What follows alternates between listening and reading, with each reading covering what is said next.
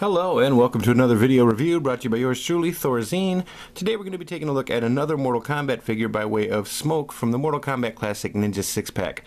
This 6-pack also included Reptile, Sub-Zero, Noob, Ermac, and Rain, but right now we're going to focus on the Smoke figure.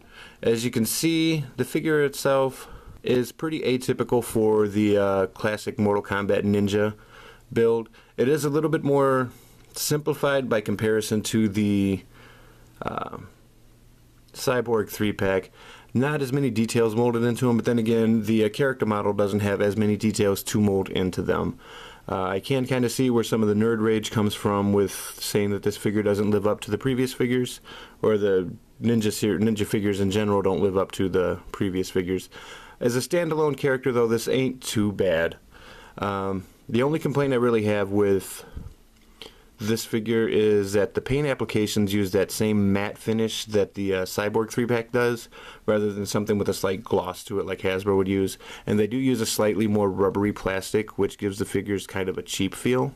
Let's go ahead and take a look at the articulation here. The feet, as you can see, have the typical hinge point there, as well as swivel point that allows for a 360-degree rotation there at the ankle.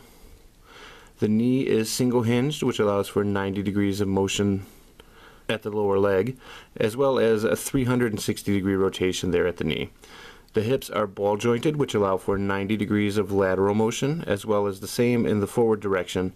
Not so much in the backward motion, as the rear end kind of gets in the way. Nothing there in the waist, except for the mid-torso articulation here, which allows you to slightly move the upper body forward and backwards, as well as turn it from side to side. You do get a full 360-degree rotation here at the mid-torso. The hand is attached with a typical peg and hole assembly, which allows for a 360-degree rotation at the wrist.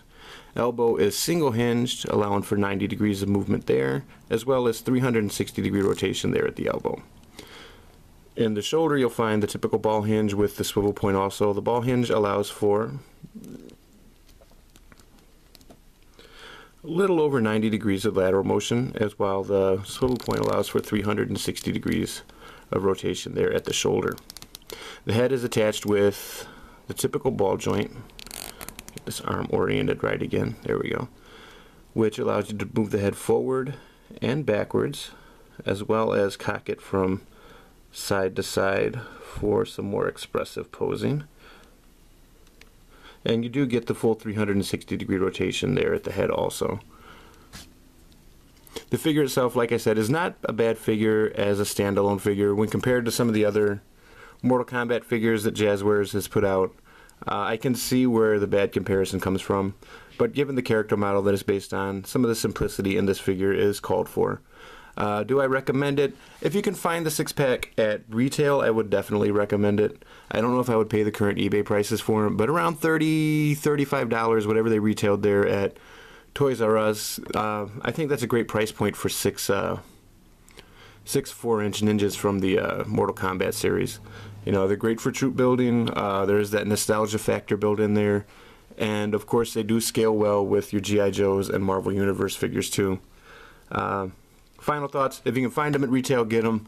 If not, it's up to you on how much they're worth to you. I don't know how much over retail I would go for this 6-pack. Keep an eye on eBay or your local BST threads on whatever forums you frequent, and hopefully you'll find a good deal on them if you're interested in them. Once again, this has been Thorzine. Thank you for watching, and tune in again next time when we'll be talking about some more toys.